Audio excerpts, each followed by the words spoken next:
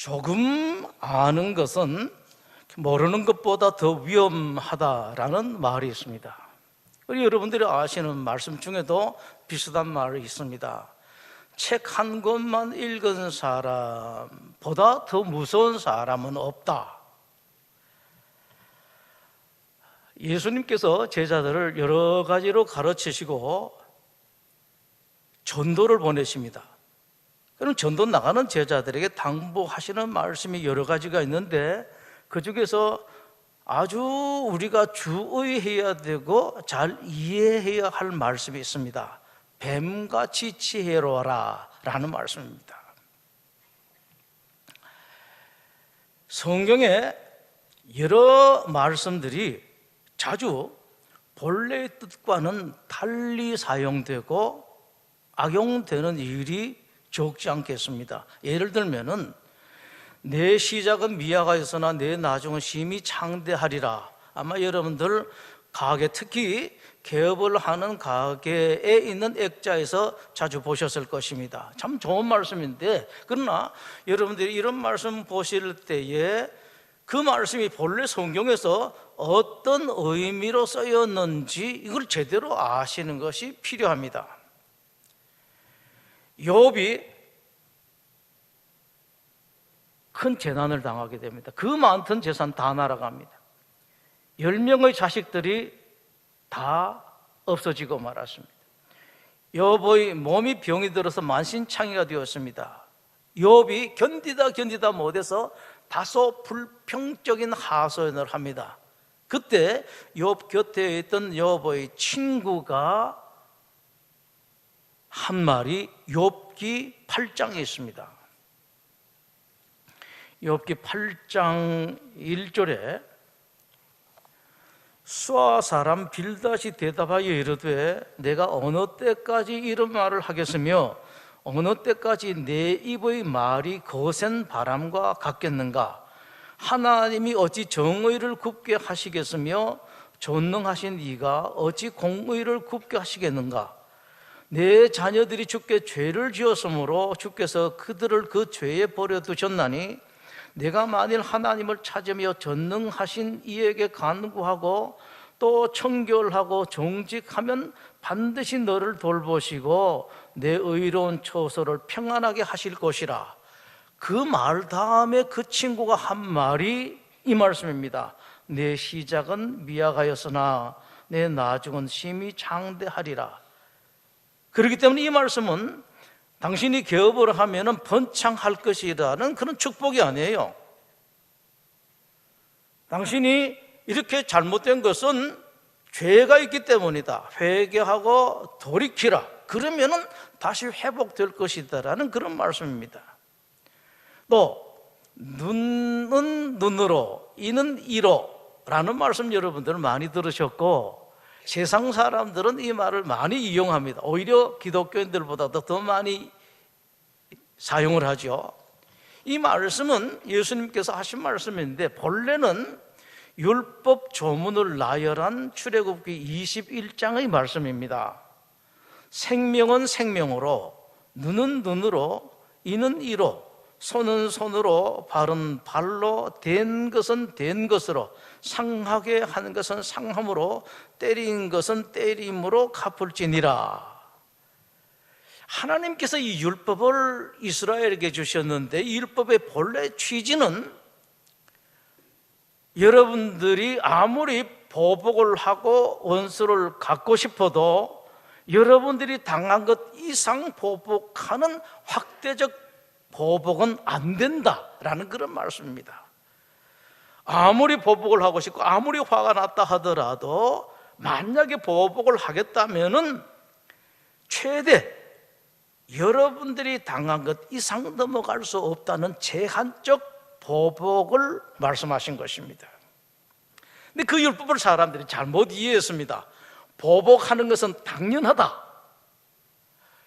내가 당한 것만큼만 보복하면 된다. 이건 얼마든지 하나님께서 용인을 하신다라고 생각을 했는데 여러분 아시는 것처럼 보복을 하면 어디까지 보복을 해야지 내가 당한 것만큼 보복이 되는가 알 수가 없어요. 그렇기 때문에 점점 더 확대가 됩니다. 점점 더 많은 원수가 생겨납니다. 개인적으로 어떤 사람이 잘못하면 내가 당했는데 하면서 하다가 보니까 자꾸 늘어납니다.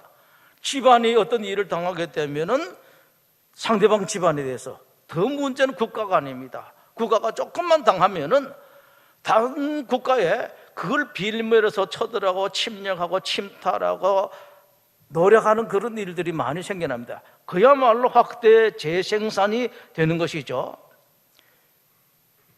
그 율법을 예수님께서 다시 가르치신 것이 그 말씀입니다.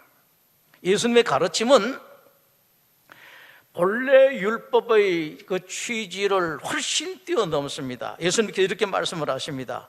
눈은 눈으로 이는 이로 갚으라 하였다는 것을 너희가 들었으나 나는 너에게 이르노니 악한 자를 대적하지 말라라고 말씀을 하십니다. 예수님 말씀은 이런 것입니다. 누가 여러분 눈을 치는 그 악한 사람, 악한 일을 했다. 여러분 이빨을 부러뜨리는 그 못된 일을 한 사람이 있다. 그런 사람 참 악한 사람인데 그런 악한 사람들을 보복하려고 생각하지 말고 아예 상대도 하지 말라. 즉 당한 것 그대로 끝내라, 잊어버리라 라는 그런 말씀입니다. 오늘 본문에 뱀같이 치어오라 라는 말씀도 그렇습니다. 말씀 뜻 자체는 쉽습니다. 뱀의 지혜는 신중함입니다. 그리고 분별력이고 하나 더는 종합성입니다. 여러분들이 먼저 이 뱀같이 지혜로우라 라는 말씀을 생각할 때마다 그 말씀 바로 앞에 있는 말씀을 함께 생각해야 됩니다. 그 말씀 앞에 어떤 말씀이 있는지 보시죠. 내가 너희를 보냄이 양을 이리 가운데로 보냄과 같도다. 그러므로 뱀과 같이 지혜로우라 라는 말씀이죠. 흔히 하나님의 사람들, 정말 순수하고 깨끗한 사람들, 그런 사람들은, 믿음이 좋다는 그런 사람들은 뜨거운 사명감만 있으면 된다, 충성심만 있으면 된다, 신앙이 있으면 된다, 순수함이 있으면 된다라고 생각을 합니다. 그러나 여러분, 미안하지만 그렇지가 않습니다. 믿음만 가지고 될 일이 아니고 충성심만 가지고 되는 일이 아닙니다. 사명감만 가지고 될 일이 아닙니다. 예수님께서 그렇게 생각하는 기독교인들에게 하신 말씀이 그겁니다. 여러분들이 하나님 일을 한다고, 믿음으로 한다고 제발 미련 좀 부리지 말라 말씀이십니다. 좀 지혜롭게 살아라. 일을 해도 지혜롭게 하라는 그런 말씀입니다. 예를 들면은 부녀자들 가운데 아주 믿음이 좋은 사람들 교회 와서 충성을 하는데 그 충성 때문에, 교회 일 하는 것 때문에 가정 제대로 안 챙기는 사람이 가끔씩 있습니다. 남편 일 제대로 안 챙기는 사람들이 있는데, 예를 들면 그런 사람에게 주님께서 하시는 말씀이 이겁니다. 그것도 좋은데, 그러나 하려고 그러면 집안 다 챙겨놓고 난 뒤에, 그리고 난 뒤에 교회 와서 하는 것이지, 내가 교회에서 이만큼 하니까 그만큼 교회 일을 덜 한다, 이런 것은 아니라 말씀입니다. 만약에 어쩔 수 없이 교회 일을 하다가 집안 일을 등한하게 되고 남편과 자녀를 덜 챙기게 된다면 차라리 교회 일을 하지 마라, 이런 말씀까지 되는 것입니다. 여러분, 그것 때문에 남편 그런 교회는 안 나간다, 그런 기독교라면 안 나간다 하는 이런 겁니다. 자녀들하고 예배 드리는 거 마찬가지입니다. 가정에서 예배 드리는 것도 좋고 뭐 하는 것도 좋은데 자는 놈 깨워가지고 예배 드리자고 자기가 늦게 와놓고요, 일찍 와서 예배 드리면 괜찮은데 늦게 와서 자녀에 깨워서 예배 드리자 하니까 그 아이가 나중에 커서는 내가 가장이 되면 이런 짓 안 하고 아예 교회보다 안 나옵니다. 여러분, 이런 말씀입니다. 기독교인들이 살아가는 이 세상, 우리 기독교인들만 사는 것이 아닙니다. 안 믿는 사람도 있고 기독교를 반대하는 사람도 있고 적대시해서 공격하려고 하는 그런 사람도 있습니다. 특히 기독교인들은 내가 하는 일들이 많은 영향을 미칩니다. 다른 기독교인들에게도 영향을 미치고 기독교 전체에 영향을 미치고 특히 하나님께 영향을 미칩니다. 예를 들어서 내 한 사람 개인이 한 일이다, 그렇지가 않습니다. 여러분, 기독교인들은 그게 아닙니다. 특히 교회 이름으로 하는 것, 교회가 하는 일들은 더욱 그렇습니다. 그렇기 때문에 내가 앞만 봐도 이것이 맞다 옳다 생각한다 하더라도 우리 교회는 이것을 교회 방침으로 정했다 하더라도 여러분 잘하는 게 아닙니다. 생각을 해봐야 됩니다. 이것이 세상 사람들에게 어떻게 비칠까? 다른 기독교인들한테 어떤 영향을 줄까? 하나님께 어떤 영향을 줄까? 생각을 해봐야 돼요. 내 돈으로 하는데 우리 교회의 결정인데 천만의 말씀이십니다. 여러분, 이 세상은 우리끼리만 살아가는 게 아니거든요. 예수님께서 말씀을 하십니다. 생각하려면 제대로 생각하고 제대로 분별력을 가지고 판단력도 가지고 종합적으로 생각할 줄도 알아야 된다. 우리만 생각하는 것, 내 가정만 생각하는 것이 아니라 나만 생각하는 것이 아니라 우리 교회만 생각하는 것이 아니다. 필요하다면은 생각하기도 싫지만은 뱀의 지혜라도 배우라라는 것이 오늘 말씀입니다. 고대 북이스라엘의 최고로 악한 아방 그리고 그 아내 이세벨이 아주 못된 짓을 합니다. 지극히 선량하고 하나님을 경외하는 사람 나봇을 그야말로 생짜로 모함해서 죽여버립니다. 하나님께서 경노하십니다. 심판을 당장 내리십니다. 아합에게 말씀하십니다. 너 피 개들이 핥을 것이다. 너의 아내 몸뚱아리를 개들이 먹어버릴 것이다 라고 말씀을 하십니다. 자, 이 말씀을 듣고 아합이 기절초풍하게 됩니다. 그런데 여러분, 그 악한 아합이 어떻게 했는가를 잘 들어보십시오. 아합이 이 모든 말씀을 들을 때에 그의 옷을 찢고 굵은 배로 몸을 동이고 금식하고 굵은 배에 누우며 또 풀이 죽어 다니더라. 놀라운 것은 그 다음에 성경 기록입니다. 여호와의 말씀이 디셉 사람 엘리야에게 임하여 이르시되 아합이 내 앞에서 겸비함을 내가 보느냐? 그가 내 앞에서 겸비함으로 내가 재앙을 저의 시대에는 내리지 아니하겠다라고 말씀하십니다. 이 하나님 틀린 것 같습니다. 속으신 것 같습니다. 어떻게 봐도 아합이 진짜 회개한 것 같지가 않습니다. 이것을 가지고 하나님께서 마치 이런 말씀하시는 것 같습니다. 아합이 한 것이 쇼든 진실이든 상관없다. 너희 하나님 믿는 사람 그리스도인들이 아합의 그런 쇼 같은 모습이라도 한번 보여봐라. 그런 것이라도 배웠으면 좋겠다라고 하나님께서 말씀을 하십니다. 이방인인 블레셋 지도자들에게 그런 지혜가 있었습니다. 이스라엘과 전쟁에서 승리했습니다. 이스라엘의 신 법궤를 빼앗아가서 자기네들 신상 앞에 두게 됩니다. 우리 신이 이겼다라는 자랑이고 선언입니다. 그 후에 무서운 일들이 이어집니다. 법궤 앞에 서 있던 블레셋 신상이 넘어졌는데 목이 부러지고 두 손목이 부러집니다. 그리고 법궤가 있던 지방의 전염병이 무섭게 휩습니다. 자, 블레셋 지도자들 큰일 났습니다. 이 나라의 변괴가 일어난 것들, 이 재난이 일어난 것이 우리가 잘못 때문이 아닌가? 그래도 그들 생각에는 자기네들 신에 대한 자존감이 있었습니다.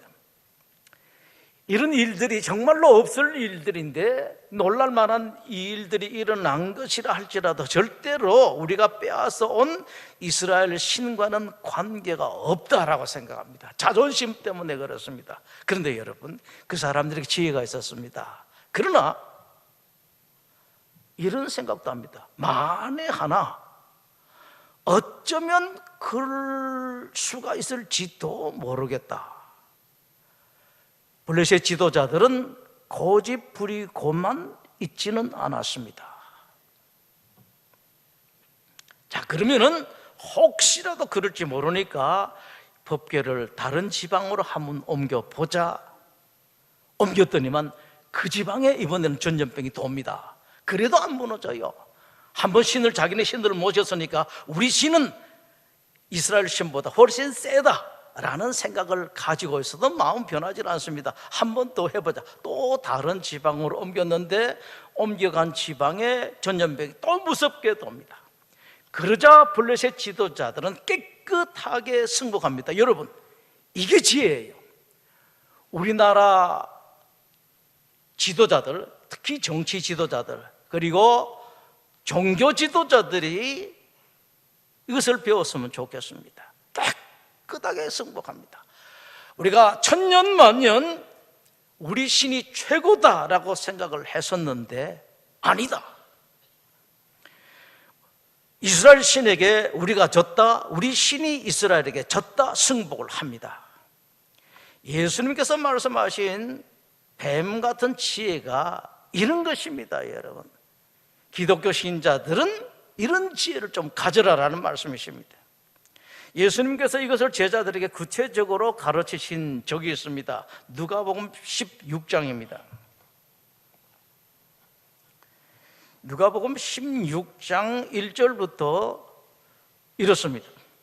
또한 제자들에게 이르시되 어떤 부자에게 청지기가 있는데 그가 주인의 소유를 낭비한다는 말이 그 주인에게 들린지라. 주인이 그를 불러 이르되 내가 너에게 대해서 들은 이 말이 어찌 됨이냐 하고 해고를 시켜버립니다. 청지기가 속으로 이르되 주인이 나를 해고시켰으니 내가 무엇을 할까? 땅을 파자니 힘이 없고 빌어먹자니 부끄럽구나. 번뜩 생각나는 것이 있습니다. 이렇게 해야 되겠다. 이렇게 하면 혹시라도 내 살 길이 생길지 모르겠다. 그러면서 주인에게 빚진 자를 일일이 불러다가 먼저 온 자에게 이르되 당신이 내 주인에게 얼마나 빚졌습니까? 기름 100마리입니다. 여기 앉아서 빨리 50이라 쓰십시오. 또 다른 사람 부릅니다. 당신은 우리 주인에게 얼마나 빚졌습니까? 밀 100석입니다. 여기 앉아서 80이라 쓰십시오. 자, 예수님 말씀 들어보십시오. 주인이 이 옳지 않은 청지기가 일을 지혜롭게 하였으므로 칭찬하였다. 그 다음 말씀 여러분들이 들은 말씀입니다. 이 세대의 사람들이 자기 시대에 있어서는 악한 사람들 말합니다. 빛의 아들들보다, 믿는 사람들보다 더 지혜롭다 말씀을 하십니다. 예수님께서 옳지 않은 청지기들의 교활함, 그 제조 좀 이해하라 말씀하시는 게 아닙니다. 그 청지기가 잘했다고 하는 것이 아닙니다. 하나님의 일을 한다고 하는 사람들, 신앙인이라고 하는 사람들이 참으로 지혜가 없다라는 겁니다. 너무 분별력이 없다, 판단을 제대로 하지를 못한다, 일들을 종합적으로 보지도 못한다라는 그런 말씀을 하십니다. 뱀같이 지혜롭고라는 말씀을 생각할 때 여러분들이 꼭 하나 더 기억하실 것이 있습니다. 그 말씀이 그 말씀 따로 하나가 아니라 뒤에 있던 붙은 말씀과 하나라는 것 여러분 꼭 기억하셔야 됩니다. 비둘기같이 순결하라. 그래서 이 두 마디 말이 한마디입니다. 뱀같이 지혜롭고 비둘기같이 순결하라라는 말. 따로 보게 되면 큰 문제가 생겨나요. 기독교인들이 사기꾼이 되기 참 쉽습니다.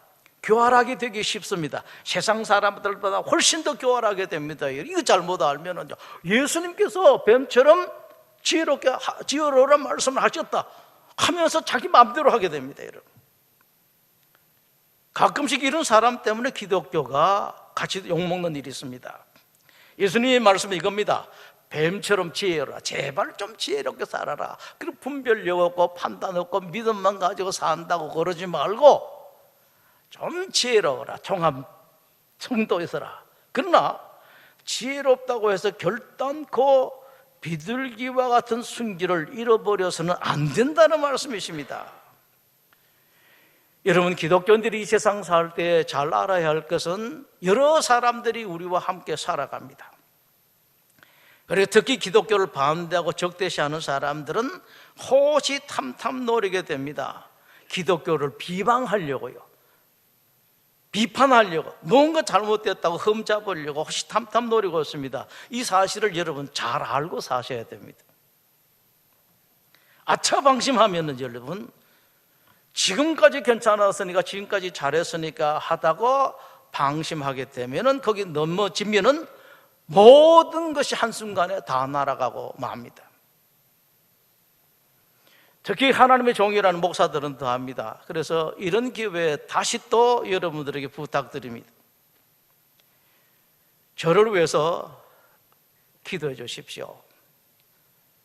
늘 그동안 생각해 오던 바입니다만은 아직 나이가 얼마 되지 않았는데, 나이 한 살 한 살 먹어가면서 점점 더 욕심이 많아지고 추해져 간다라는 생각, 떨쳐버릴 수가 없습니다. 그대로인 것 같습니다. 한순간 넘어지게 되면은 여러분 이렇게 됩니다. 내가 저런 목사와 함께 신앙을 했구나, 부끄러질 뿐입니다. 여러분, 하나님께 참으로 죄송한 일들이, 당사자는 물론이고 여러분까지 있게 된다고요. 아차 방심하면 그렇게 됩니다. 특별히 교회 지도자들은 이런 부분들을 잘 생각하셔가지고, 우리 분당소망교회가 20년 동안에 그럭저럭 큰 대가 없이 지내왔는데 여러분들이 잘 지켜나가셔야 된다고요. 자, 여러분 한번 생각해 보십시다. 세상 사람들, 악한 사람들이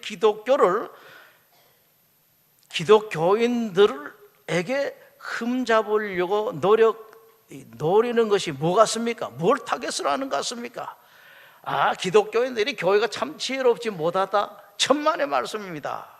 잘하지 못하고 큰 일을 하지 못한다, 똑똑하지 못한다, 천만의 말씀, 이런 것 가지고 흠만 잡습니다. 그 사람들이 노리는 것은 겁니다. 교회답지 못하다, 신자답지 못하다, 이겁니다. 교회는 교회다워야지, 기독교 신자는 그래도 자기네들이 믿는 예수님 닮아가야지, 어떻게 저럴 수가 있는가, 이걸 노리게 된다고. 여러분, 절대로 여러분 똑똑하지 못한 것 이거 가지고 비판 안 해요.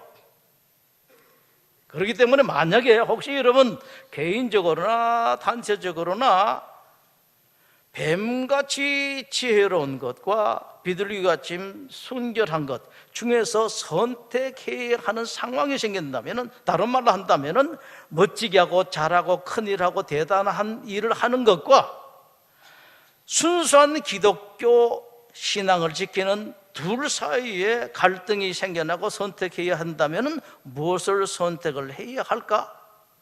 그 답은 너무도 분명합니다. 전혀 망설일 것도 없이 여러분, 뱀같이 지혜로운 것은 나중입니다. 비둘기같이 순결한 것을, 신자다운 것을, 기독교다운 것을, 교회다운 것을 선택해야 됩니다.